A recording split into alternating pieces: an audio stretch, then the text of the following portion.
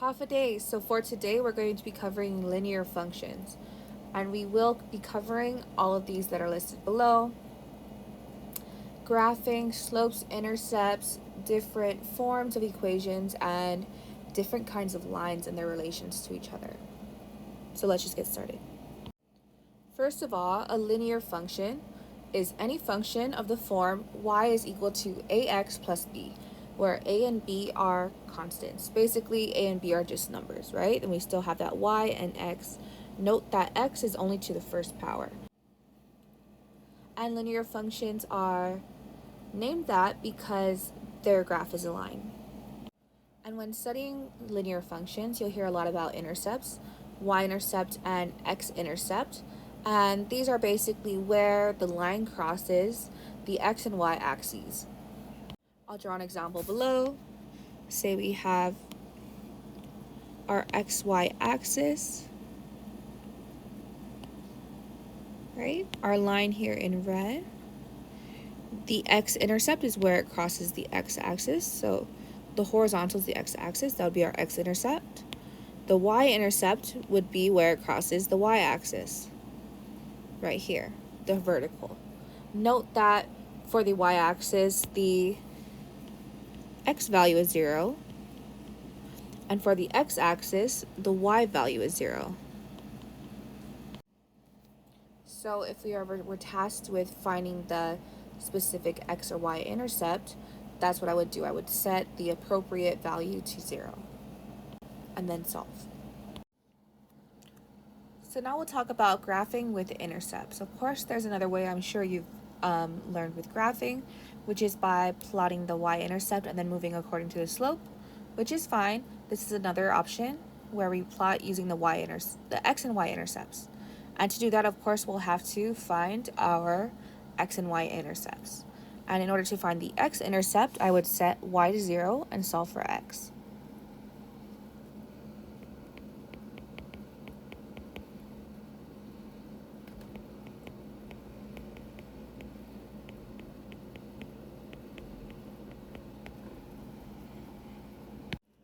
So we have negative 4x plus 0 is equal to 8. Solving for x, we have negative 4x is equal to 8. A lot of times for me, I'll actually just take my finger and cover the y value. And with the y covered, I would just see negative 4x is equal to 8. But of course, you can also just write it out like that. So we have negative 4x is equal to 8. Solving for x, we'll divide by negative 4. So x is going to be negative 2. So we have 1 point already for our line. Negative 2 is x and y is 0. We'll plot that.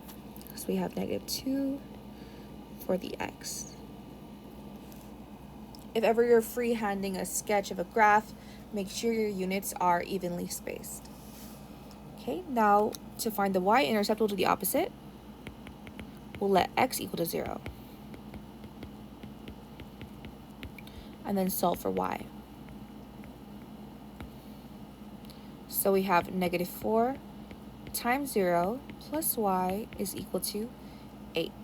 Of course, a negative 4 times 0 becomes 0. Or you could do like what I said before, make your finger cover the negative 4x, and then you'll just see y is equal to 8. And of course, we don't have to solve anymore. Y is 8 when x is 0. So we have another point, 0, 8. So when x is 0, y is 8. 2, 3, 4, 5, 6, 7. Let me extend this a little. And 8.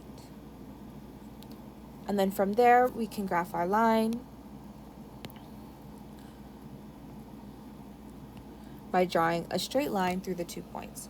If you have a straight edge, please use it. And so this is one way that we could graph a linear function. Now we move on to the slope of a line, which is essentially a rate of change of the y values as the x values change.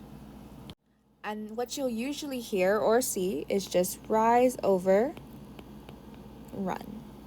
And this is, again, it's just change in y over the change in x values. And this is, of course, a very important formula, easy to memorize. Please do And we'll see how it's used by just taking this little linear equation graph on the right side and identify its slope. You could do this just by counting, but it's important to know also the equation just because you're not always given the graph. So firstly, we'll identify the points. We have the x value is 0, the y value is 1 for this. We have another point where it crosses nicely at the corner. We have point 3, 3.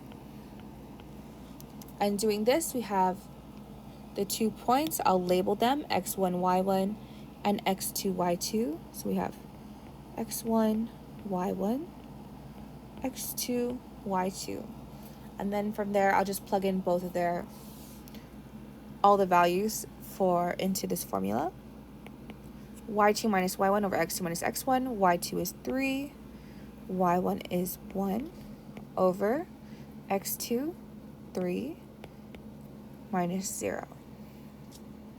And it doesn't matter which point you identify as x1, y1 or x2, y2.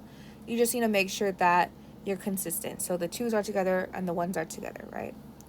And then from here, evaluating this, we have 3 minus 1 is 2 over 3 is the slope of this line here on the right. And you could find it if ever you're given just an equation like that.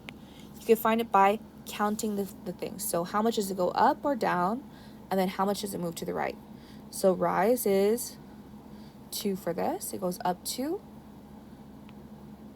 And then it goes 3 units to the right. So the slope is 2 over 3. 2 different ways to find the slope. And there are different ways we could describe a line slope: positive, negative, 0, and undefined. Positive and negative slopes are very easy. A positive slope means that as you look at the graph from left to right, it goes up. On the other hand, if you have a negative slope, as you look at it from left to right, it goes down, of course. A line with 0 slope, the change in y value is 0, right? So we have basically a slope that has 0 over whatever. I don't even care what's on the bottom. So if it doesn't go up or down, there's no rise or fall, we have a horizontal line. And that's something with a 0 slope. An undefined slope, on the other hand, we know that undefined numbers are ones where we have 0 in our denominator, right? That's an example of an undefined number. So something over 0, which tells me that there's no change in x value, which basically is just a vertical line. No change in x. And next we'll go into actually finding the slope between 2 points, much like what we did earlier. Like we said earlier, there's not always a graph for you to count the units. You do have to find sometimes the slope between points using the formula. And again, the formula we're going to need to use is m is equal to y2 minus y1 over x2 minus x1. For this one, we'll first identify x1, y1, x2, y2. It doesn't matter which one's which, so I'll just make the first one 1 and the second one 2. x1, y1. We have x2 and y2. And when I write it underneath, I'm really just equating x1 is 3, y1 is 4, x2 is 5, y2 is 2. So using the formula, a lot of times I just like to rewrite the formula, but to save space, I won't. So 2 minus 4, we have y2 minus y1.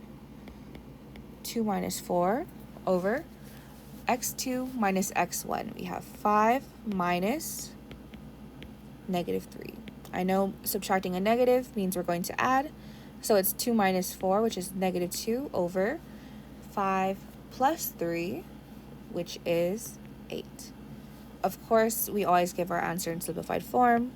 This simplifies to negative 1 over 4. Looking at the second one, we have other ones again. We're going to name them x1, y1, x2, y2.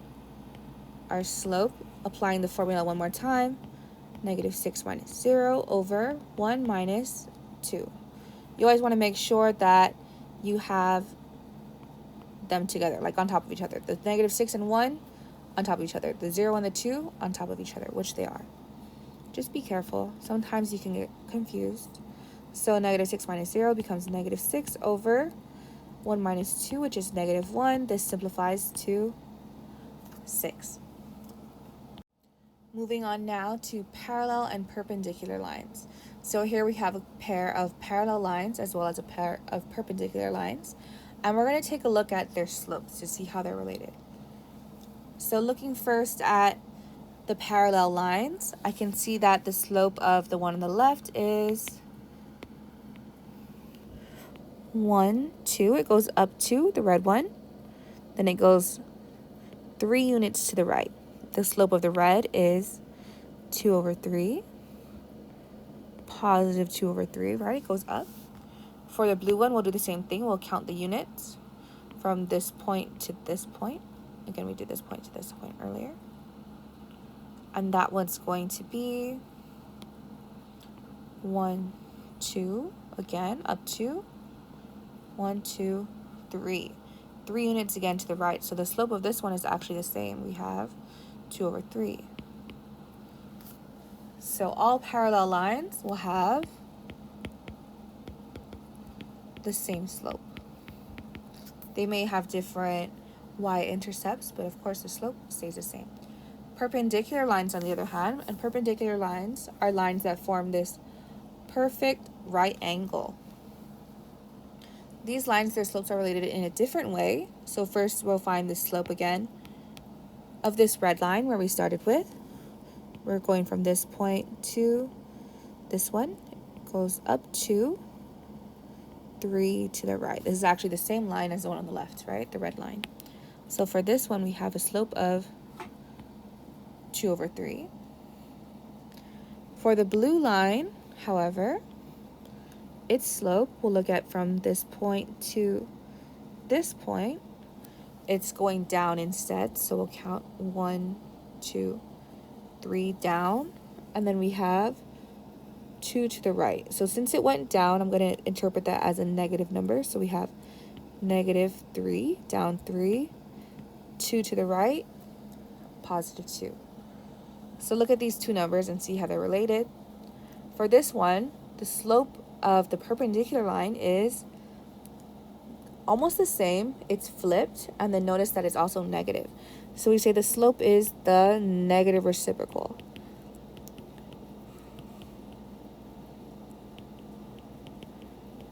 Negative reciprocal. Flip it and switch a sign.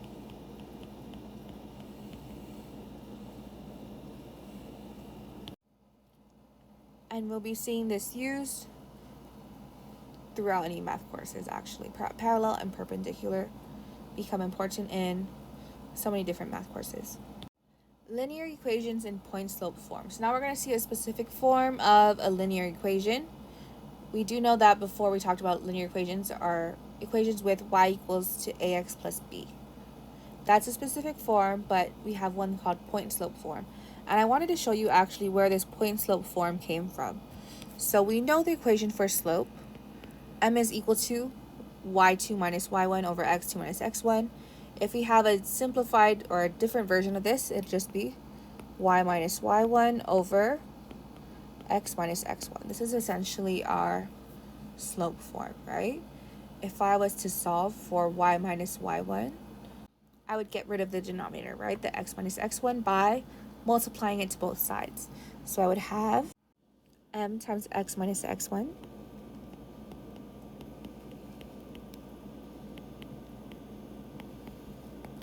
is equal to y minus y1. And then rearranging this just by switching the two sides, y minus y1 is equal to m times x minus x1. And this actually is the point slope form, where we have the point x1, y1, and slope m. And this will be very useful when we're writing equations given whenever we have a point or a slope available. We look now at writing the equations for lines with the given point, 4, 5, and any of these other specifications. So the line with point 4, 5 and slope 1 over 3, we can put straight into that point slope form. We have the point 4, 5, so I can say, okay, x1 is equal to 4, y1 is 5, negative 5, I mean. And then the slope is 1 over 3. Using that point slope form, I'll actually write that here at the top. Y minus y1 is equal to m times x minus x1. We'll plug that in.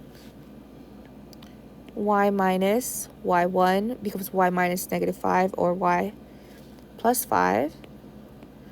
Slope x minus x1, which is 4. Once you determine what each of the variables are, you just plug them in. Note that you leave x and y alone. Okay, now we talk about something that's the line with 4, negative 5, that is parallel to the line y is equal to 2 over 5, x plus 1. So we have the same x1, y1. y1 is negative 5. Now we have a different slope. If we say that it's parallel to this other line, I know it's going to be the same, right? We have the same slope. So our slope, m, is going to be 2 over 5. So we'll have y minus negative 5, of course, is y plus 5, equals our slope, 2 over 5, times x minus 4.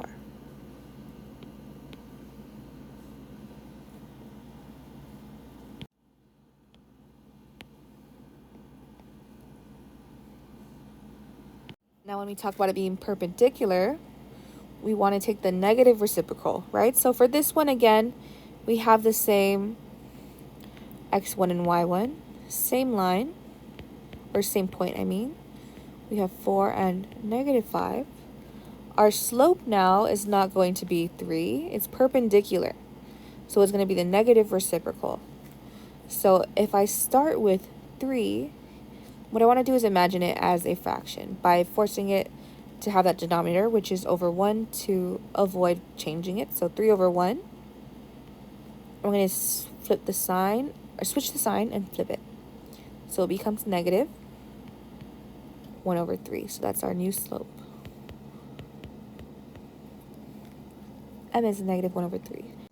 Then we'll just plug it into the form. So y plus 5 is equal to negative 1/3 times x minus 4.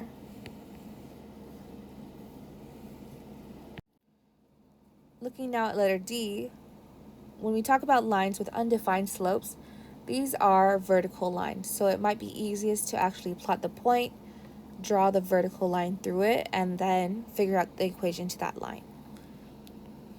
So we have this, we have the point 4, negative 5, 1, 2, 3, 4, 1, 2, 3, 4, 5. Plotting this point, I'll just draw a vertical line through it.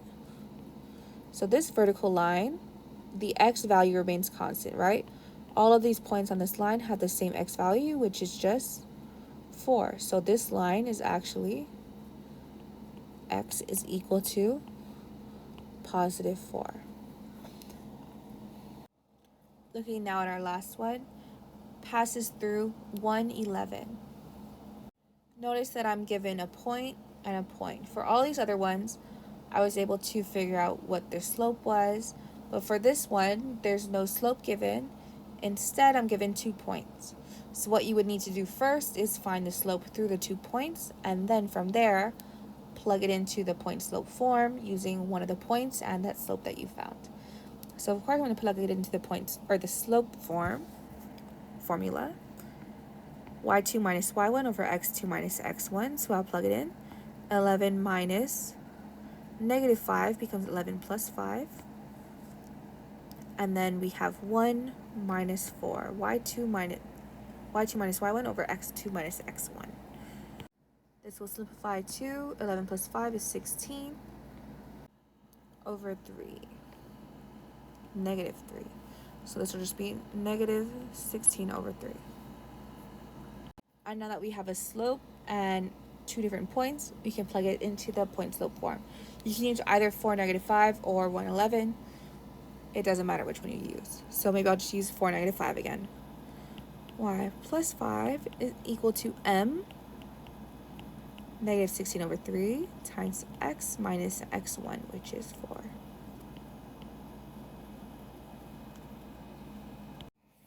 This page is a little bit jumbled, but hopefully you're able to navigate it okay. So linear equations in slope-intercept form are the ones that you'll be seeing the most often and which you have seen the most often in forever. It's y is equal to mx plus b. And for this, m is our slope and b is our y-intercept.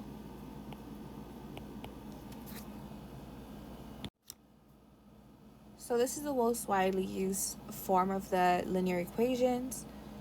It's pretty nice, right? It gives us a lot of information and we can tell pretty quickly about how the equation is going to look when graphed. In the same way, it's also very easy to graph by just plotting the y-intercept and then moving up or down and then to the right according to the slope. In this example, we'll be writing the slope-intercept form of the equation of the line with these different properties. So looking at letter A, I'm given a slope and a y-intercept. So for this one, it's very easy. All I have to do is plug it into slope-intercept form, right? So the m is 1/2. The y-intercept, which is the b, is -2. So m is 1/2. b is -2. So y is mx plus b, 1/2. X, it's plus b, so we'll just leave it as -2. In this letter B, notice that I'm given now a slope and a point. So I can't put it directly into the slope-intercept form. Instead, I'll have to put it in point slope and then convert it to slope-intercept by solving for y. So this will be y minus y1 equals m times x minus x1. Y minus 1 is equal to 2 times x minus 4. If I was to solve for y, the first thing I would need to do is distribute that 2. So we have y minus 1 is equal to 2x minus 8. And taking that last step to solve for y, we'll add 1 to both each side. We have y is equal to 2x minus 7, which is the same equation, but now it's presented in slope-intercept form. In letter C, we'll have to take another extra step again, which of course, the first step, whenever I'm given anything, I always want to try to find the slope. So I'm going to try to find the slope first between these two lines, plug it into the point slope form, and then convert it to the slope-intercept form. So we'll do this pretty quickly. y2 minus y1, we have 0 minus 1 over x2 minus x1, 6 minus 5. Which gives us -1 over +1, which is just -1. So now that we have a slope, we can just choose one of the points. Maybe you want to use 5, 1. 6, 0 might be easier, but it doesn't really matter. You'll get the same answer anyway. So we're going to plug it now into the point slope form. Y minus y1. So we're going to choose this x1, y1. Y minus 1 is equal to -1 times x minus x1, x minus 5. Solving for y, I'll distribute that -1. Y minus 1 is equal to -x plus 5. Adding 1 to each side, y is equal to -x plus 6. If I had chosen 6, 0 as my point instead, I would have ended up with the exact same answer. Now with our last example, we're going to identify the slope and y-intercept of each of the lines given their equations. So of course, this first one, I can notice right away that it's in slope-intercept form. So it's really easy for me to identify the slope and y-intercept.